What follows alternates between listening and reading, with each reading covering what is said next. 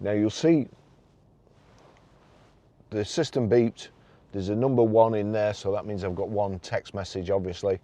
Now, again, you don't need to touch the screen. You don't need to touch your phone. You don't need to do anything. All you have to do is click this voice activation for a couple of seconds.